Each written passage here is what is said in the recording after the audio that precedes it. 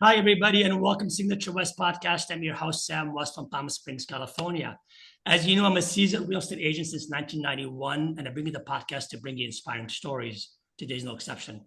If you want to find out more, go to www.samwest.co. My guest today was here a year ago, and we talked about the real estate market back then. And he's back today, and we're going to speak about the real estate market now and what happened in between all the way from Portland. He is a real estate broker, an author, speaker, and a coach. Jim Remley. Hi, Jim. Hey, how you doing? I'm good. How are you? Good, good. Thank you for coming back. My pleasure. Happy to be here, buddy. So last time you were here, it was a year ago, and it was just right before the buyer's agreement was taking place. Yes. And gosh, and we've heard everything under the rainbow. Sellers will have to use an attorney. Our service will no longer be needed. You name it. All the TikTokers were on it. So what happened? Well, what's interesting is what happened is we made an adjustment in the marketplace, and the adjustment being that instead of us just kind of willy-nilly working with buyers, we now all have decided as an organization that we need to level up our representation of buyers, and so we now put buyers under a representation agreement, just like we did with sellers. We just formalized the agreement. The biggest fear around buyer representation agreements was the commissions and who was going to pay commissions. And what's interesting about that is that in the vast majority of cases, I'd say 95% plus, nothing has really changed there. Sellers are still continuing to pay commissions to buyers agents. And we just got a report last week, or maybe 2 weeks ago now, from Housing Wire that shows that in the second quarter of 2024, right before this was implemented last year, the average buyer's agent commission was 2.38% across the country. Today, just measured again, second quarter of 2025, it's 2.43%. So we actually increased, didn't decrease, our average percentage collected on the buyer agent commission, which was completely contrary to the anticipated massive change in the sky was going to fall in terms of buyer agent commissions. Didn't happen. I personally can tell you the last year, what I asked for when I represented the buyer, Yeah. which was more than normally what the seller advertise or give. I don't want to say the Mhm. numbers. And Yeah. every time I got it without an issue. Right. Yeah. Not even a blink. I think maybe one, he said, well, why? I'm getting this. I said, well, that's what you're getting. This is what I want. Hmm. And next thing you know, so Yeah. yeah. What's changed? I mean, what we're experiencing right now is we have it's definitely shifted. The market conditions are in many areas of the country a buyer's market in a lot of price categories, and so because it's a buyer's market in a lot of price categories, sellers are using this as an incentive, and they're saying, "Hey, we want to incentivize buyers agents to come in. We're certainly not going to take that away at a time when we're not getting enough showings, enough offers to begin with." We don't have the power to negotiate. If it was a different market, maybe there'd be some more You negotiation. think? I kind of doubt it, Yeah. but right now it's not going to happen. Either way, if you're not getting any showings or if you're not getting any offers, but if you're getting five offers, you're still gonna have to pay somebody. Somebody has to pay Always got to be somebody paid. somewhere. Yeah, Yeah. right. Yeah. Exactly. Yeah. What are your thoughts on when people say that interest rate plays a big factor in all of this? I Mhm. personally don't think it does. Yeah. With the stagflation and with the inflation, we're so holding on to this interest rates lifesaver that's gonna like take Hmm. us to the moon and have endless abundance. What are your thoughts on that? Well, interest rates, first of all, interest rates have come down significantly. So we're at the lowest point we've been all year long. And it's not as if the floodgates have unleashed. The Right. market is still pretty soft, honestly. There was a study done about a month ago that said that if interest rate 6%, that's the magic marker for there's like 5 million buyers on the sidelines that would then enter the market. I question whether that's true or not. Maybe it may or may not be true. But what I sell to buyers is I say, hey, listen, I think buyers are more motivated by the price at this point. The prices being uh, the big motivator rather than interest rates. I think if prices are moderating and sellers are bringing prices down, that's the biggest motivator for buyers to enter the market. Um, that being said, I just reviewed this with my own coaching students this morning. The average spread, this is kind of technical, but the average spread between the bond 10-year treasury yield on the bond market and what we pay as a mortgage rate, which is what these have been tied to for the last 30 years, the average spread is 1.76% for the last 30 years straight. But in the last 2 years, that spread has increased to 2 years ago it was 2.75. It's narrowed to 2.25.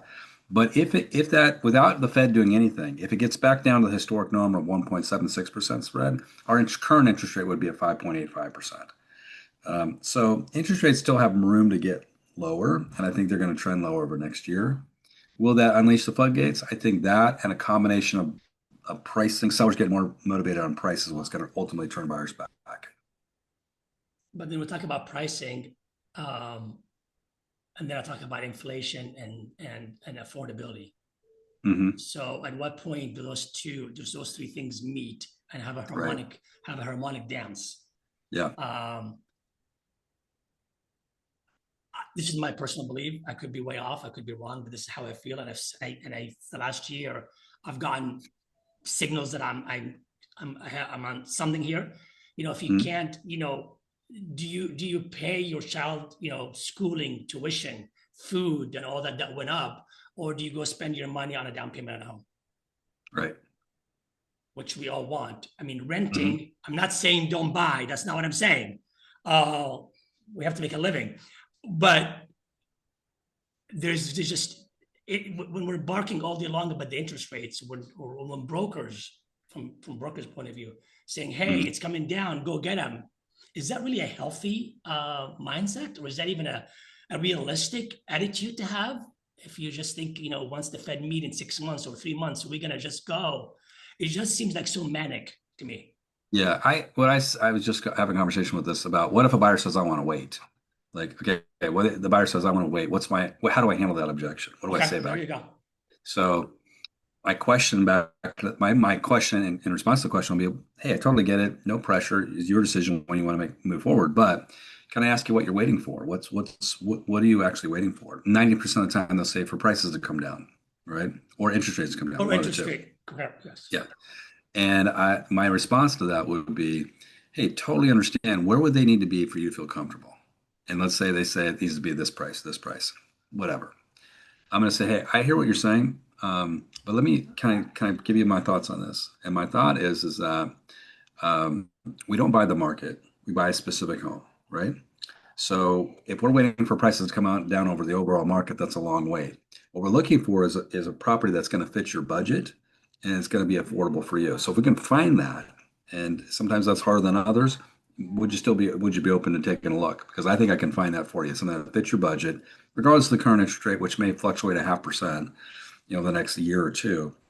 But it's really about you finding the right property. And there's a lot of sellers that are super motivated right now to get the property sold. So we can find you a deal. So let's not think about the overall market. Let's find you a deal. I think if you can get them in that conversation, which is the absolute truth, it's not about buying the market.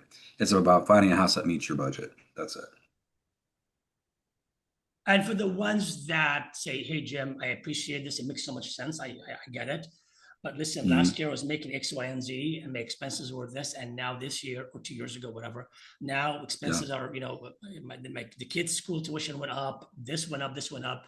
Yeah. I'm really strapped. I do want to go buy. I do want to, stop renting. Hmm. What do you tell them? Yeah. I'd say, well, if it's not possible, there's two things here. Is it possible to buy or is it not possible? If it's possible to buy, the one question I have for you, I mean, if there's a way to make it happen, my question is, in tandem with all the things you're talking about, groceries going up, gas going up, everything in your world going up, did your rent also go up?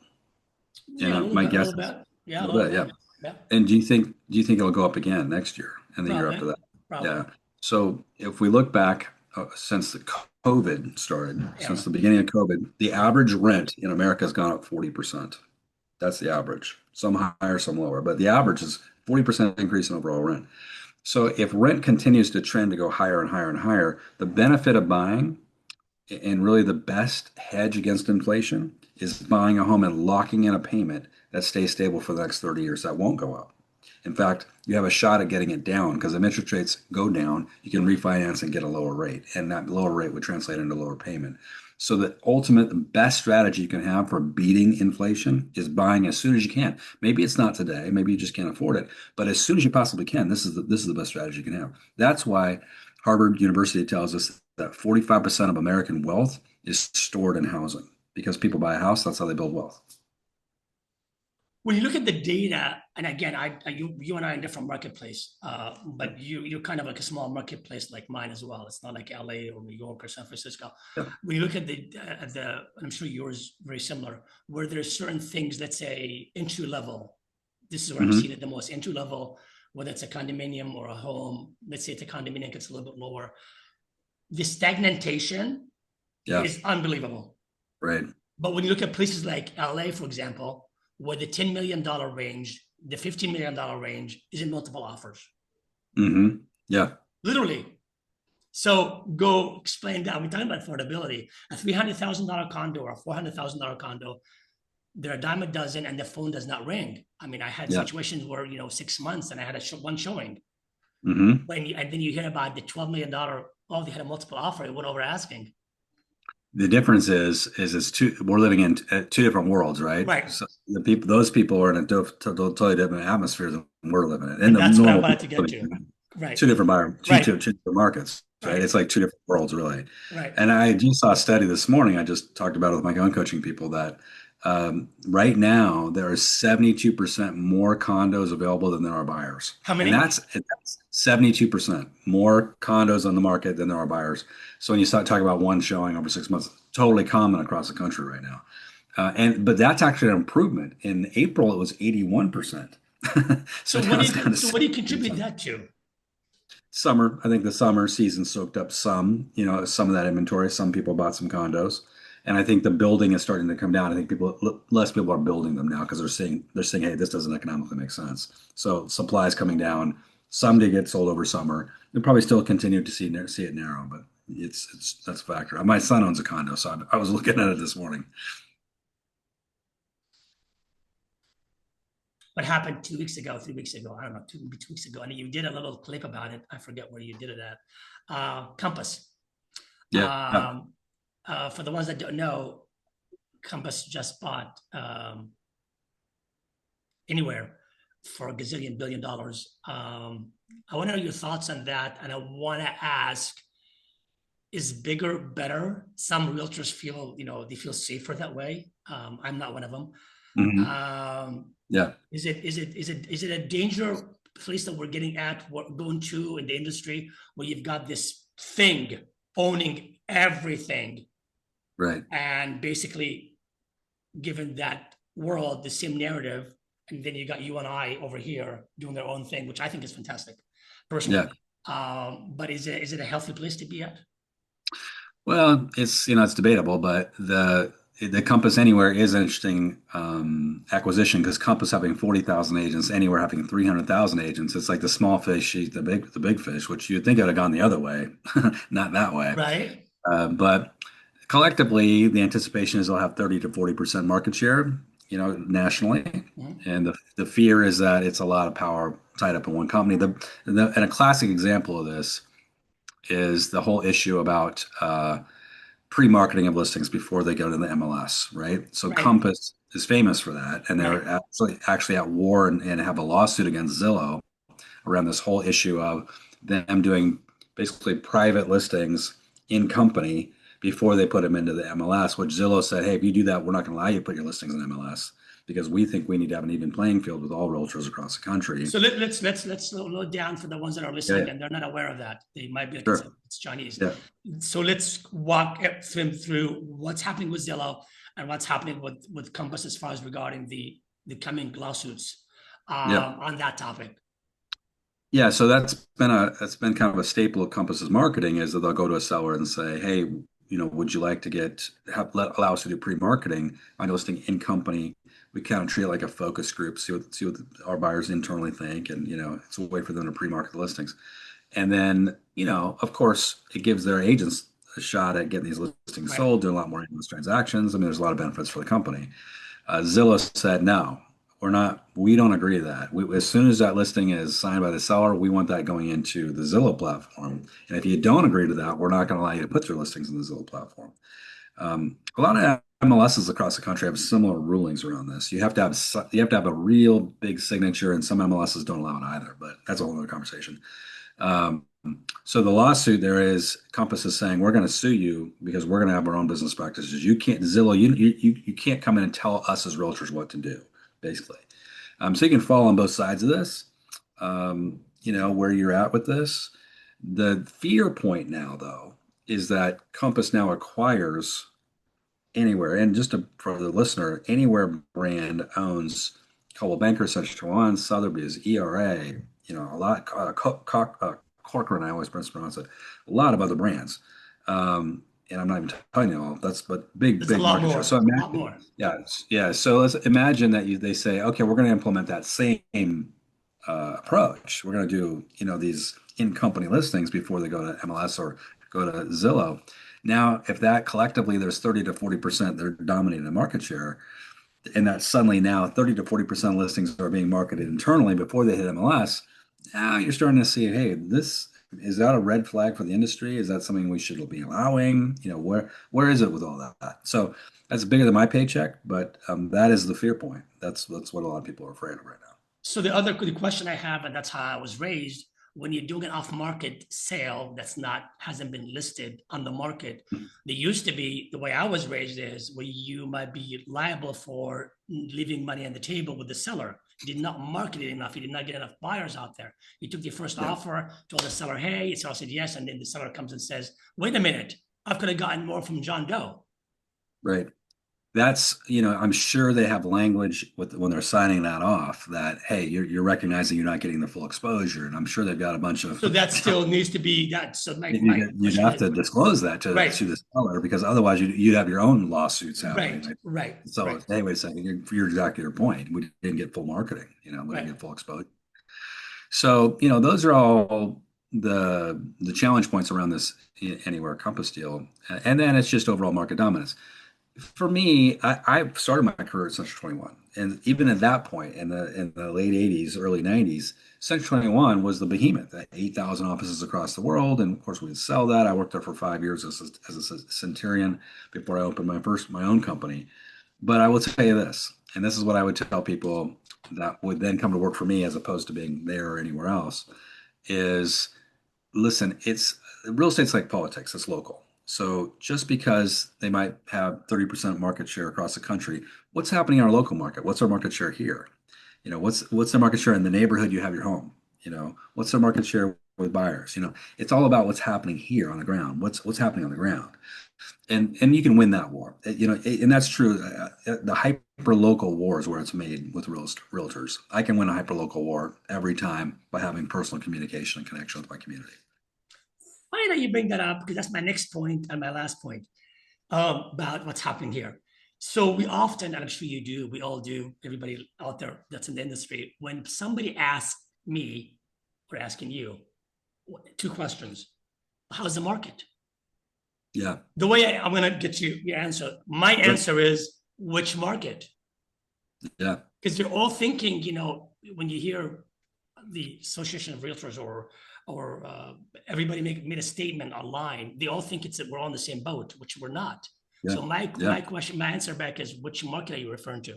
And then we'll bring it Hmm. down to home. Then I can say A, B, C, and D. And I want Yeah. to get first answer for that for me, and I'll go to question two. What's your answer when somebody So asks when you how's somebody the says, market? how's the market? And by the way, there's a way to invite this conversation, which most promoters miss. You want people asking you this question because it leads to business. Is you need to wear, I don't have one on and I'm making a mistake here. You need to have a name badge or some kind of logoed clothing on to encourage the question when you're out in the marketplace, number one. But when you get that question, and I learned this from another great coach, is they'll say, well, tell me what you've heard. Before I answer, tell me what you've heard. Because you want their mindset right now and where they're coming from. And if they say, "Well, I've heard the market's way down. I've heard interest rates are crushing the market. I've heard this, that, or the other," so I can tell you my take on that. And you want to know their perspective before you start going into it, because if you come into it from a place of what you think is the right answer, they might already have a wall up around that. So you need to understand where they're coming from before you can address the question. I think if they say, I hear it's a buyer's market, I would say, well, it depends on what you're buying. It depends on the price range and it depends on the property type. There's still some properties in a market that are getting multiple offers. It just depends We just what you're said looking earlier, yes. for. And to So yeah, and to your point earlier about local, like I always say, which market? Because if he's just heard the news on NBC and they're talking about national, and here I yeah, am in the Coachella Valley, we're not national, we're a whole different breed. So let's yeah, bring it down here. And then, oh, I did not know that because you just heard one thing this morning, or hmm, whatever, they said the national home is going for whatever. Well, that's not what's happening here. So right, let's bring it exactly, down. Yeah. The other question when they ask you, is it a good time to sell? yeah, And I always say, this is my answer, and I want to hear yours. yeah, yeah. Well, I think there's a seller for every buyer every day, depending on how Mhm. motivated the seller is. Yeah. What's your answer? Great answer. My answer is it's always a great time to sell if it meets your timeline, and here's why. Because if you're buying and selling in the same market, you're basically just moving laterally, right? Or you're moving up, but you're buying and selling in the same market. So whatever that seller's going through where you're buying, they're going through the same thing you are. So if you're buying and selling in the same market, absolutely. You want to live the lifestyle you want to live. Here's the thing, and here's why you might wait as a seller. Okay. The mindset I get from some people is I'm gonna wait for prices to go up. Let's assume you did that. You say, hey, I want to wait for prices. I want the market to be The hot again. fall, the winter, or the fall, the Yeah, I'm spring. gonna wait till summer. I want to wait till next spring. Yeah. So if you do that, what happens is then what you're buying, that seller is going to now be in the same position. If prices go up by 10%, prices have gone up on your house, they've gone up 10% on the house you're trying to buy. And there's a delta there that people forget. And I always use the delta script. And I'll say, let's assume that you're selling a house for 500,000. Okay. And you say, I'm going to wait for prices to go up by 10%. So now your house is worth 550. But what you want to buy today is worth 700,000, and you wait for prices to go up by 10%, guess what that property now is? 710. 770. So you've actually lost $20,000 by waiting because the delta between the two. Most people are moving up, not down. So you actually, the longer you wait, the more expensive it gets. And I wouldn't recommend that. So if you're ready to buy or sell, now is the time to do it because you're gonna cost yourself dollars otherwise. That's my answer. And it's And, absolutely and true. then they might say, well, buyers are not really out there today as much because interest rate is so high. So should I Mm-hmm. wait till the interest rates will have more demand Mm-hmm. when the Feds do, back to that whole story again with the Feds and the interest rate and that whole obsession. So they're going to Yeah. say, well, if I wait, we're going to have more traffic, Sam. Isn't that better? Yeah. So my answer with that would be, you bet there'll be more traffic on your property, but remember, there's going to be more traffic on every home you want to buy.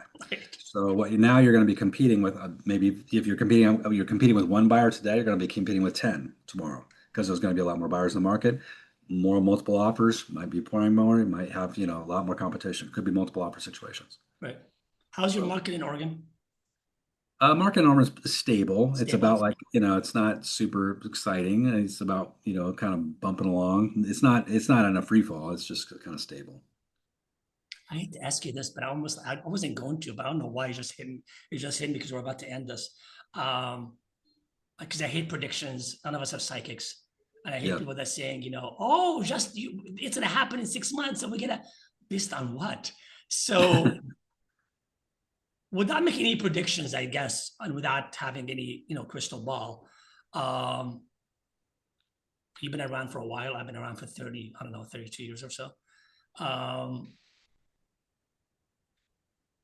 without being biased, without being, wearing your realtor hat or the Yeah. broker's hat. Because I have no filter and I say it as it is. Not to make it go this way or make it go that way. What do you think is going to happen? Just from a Well, if you look over history, real estate typically, I've been in the market for 35 years, and I've been through several market ups and downs. But if you look at the history of real estate, generally there's a cycle, an up cycle of about 7 to 10 years. So the market goes up 7 to 10 years, and then it transitions, and you go down for a couple years. We had a much longer up cycle than we have ever had before. It was up for like 12, some would argue 15 years straight almost. They take out the Great Recession. Since then, bing, it was up, up, up, up, up, it kept straight on up. going. They never had a moment of this. Never had a down. Yeah, And 90% of the agents that are in the market today never went through a downturn before. exactly. So They were just like, what do you mean there's a downturn? Right, right. That's why I I had don't know a what to do massive with interest. this. I have no idea how to What do I do function with under this? this. Yeah, Right. What do I do? yeah. So what we're experiencing now is we've had a couple. We're kind of going into our third year. Could be another fourth year. We're having an extended downtime as a reset. The market's got to reset itself. It's a natural part of a cycle. You can't always have an up cycle. So we're in a down cycle. I would say it's not going to last forever. Everybody thinks everything's going to last forever. It Right, never does. right. So the natural cycle is probably normally it's a 2 year cycle. We're probably going to be more like a 3 year cycle, maybe a little bit longer, but then we're going to switch up and it'll transition again back up to a normal market. But a normal market is different than what we've been experiencing. So a normal market for my first 20, 25 years in the industry, a normal market was appreciation of 3 to 5%. And that was just like consistent 3 to 5% increase, consistent about 5 million transactions a year for years, decades, right? Then we had this massive run up in the early 2000s, 2005, 6, 7, 8, right before the Great Recession, massive. Then the crash. And then we had another massive upcycle during COVID, right? So massive, massive, massive, massive. That's not normal market. That's not normal. You're not going to normally have double digit appreciation and it's not healthy. So I think we're going to get back to a 3 to 5% cycle and that'll be good for the market. Do you tell your agents, it makes me crazy when I encounter this now, especially with the agents that are 10 years in the industry. Do you tell your agents now or back, the way I don't want to say the old market, but the old school of the market, which was very healthy, you present an offer by sitting with the seller and for the buyer's agent, it wasn't about emailing just paperwork and waiting for the other Yeah. side to do the work for you. We're not paperwork, you know, we're not paperwork people. So that old way of doing it, which was amazing, you get to sit with the seller, you tell them your story, why your buyer wants to buy it. You can, Yeah. present yourself. Now that kind of like vanished, and now we're just basically lazy, and we just Hmm. email the file. It's in somebody's hand. God knows what they're going to do with it, or how they're going to present it. We don't know. Right. So, do you tell your agents to go back to that school and do that? Visit the old way of doing things. I taught the ABR class for 10 years for NAR, so the accredited by representation class. I taught it across the country, and that was something we always encouraged. In fact, NAR encourages it as well. It's a part of the code of ethics. Is that when we're able to, we should always present our buyer's offers. It's actually a fiduciary duty to try to present the buyer's offer. I mean, we're being paid a lot of money to present. And we know that sometimes sellers won't allow it, and or the agent's too lazy to allow it. Most of the time, it's not the seller; it's the It's the agent that agents. allows It's it. the agents. Yeah. Yeah. But does that mean we shouldn't try it? We should absolutely try to That's present right. I offers. We agree. should we should say, hey, my buyer's asked if I Concept. can Yeah. present to your Yeah. seller. But what you got to do is you got to create a safe harbor. And what I tell people is that fear, and it's the ego of the agent that prevents it. All right. Fear is you're going to come in and be a better agent or do a better presentation or somehow, get the seller to do something they shouldn't do. Right. Right. My answer to that is listen, if you allow me to come in, here's what I'll do. I'm going to come in and tell the buyer story, where they came from, what they're doing, what buyers allowed me to sell.